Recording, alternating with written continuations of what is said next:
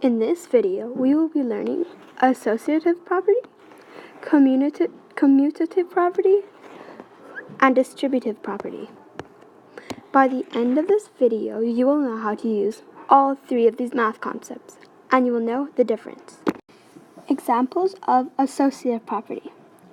You can do associative property with addition or multiplication. Associative property is practically adding brackets. We will be starting with the addition. So, for all of these, you have to start with inside the brackets. So we're going to start inside the brackets. So 8 plus 13 equals 21. So I'm going to write 21 over here. And then you just add the other ones.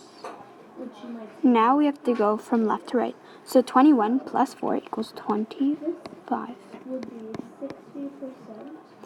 And now we have to add 25 plus 3, so that's 28.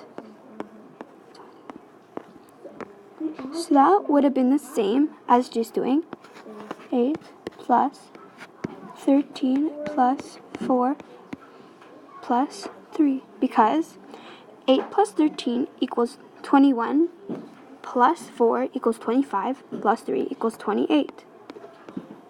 So it would have been the same. Now we're going to do the multiplication. So we have to start with inside the brackets. So 5 times 6 equals 30. So 30 and then times 4. 4 times 30 equals 120. So that still would have been the same as just doing 4 times 5 times 6. So, I'll show you. 4 times 5 times 6. 4 times 5 equals 20.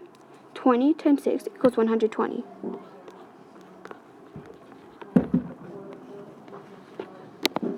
Examples of commutative property. The commutative property uses addition and multiplication. Commutative property is just changing around the placement of the numbers. We will start with the first half. So 12 plus 3 plus 8. So 12 plus 3 equals 15 plus 8. 15 plus 8 equals 23. 23. Now let's try the next half. So, to see if they're the same. 3 plus 12 equals 15. Plus 8. 15 plus 8 equals 23.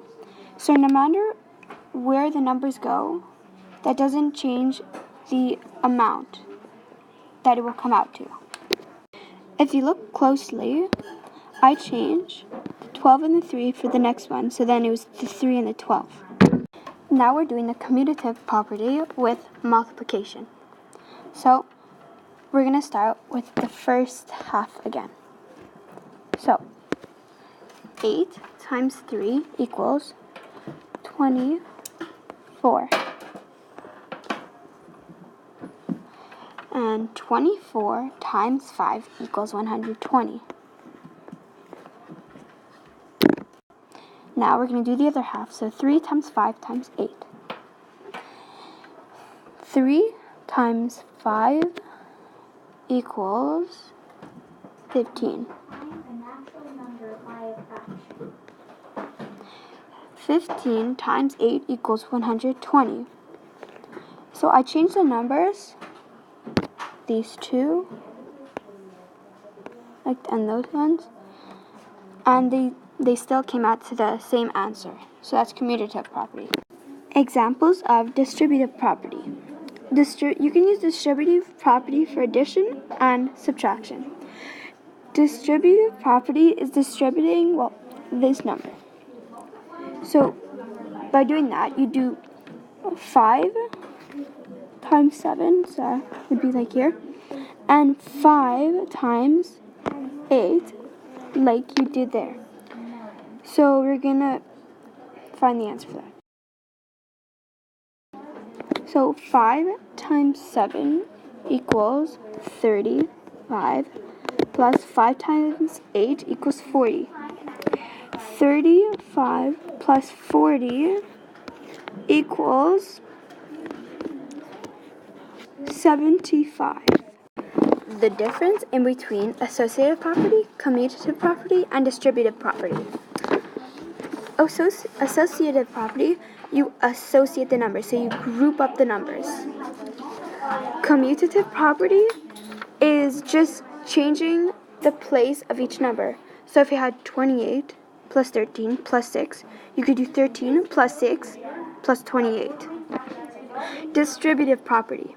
Distributive property is distributing the number. So if you had 5 times 9 plus 3, it would be the same as doing 5 times 9 plus 5 times 3. What we have learned. We have learned the difference of associative property, commutative property, and distributive property. We have also learned how to use each of them.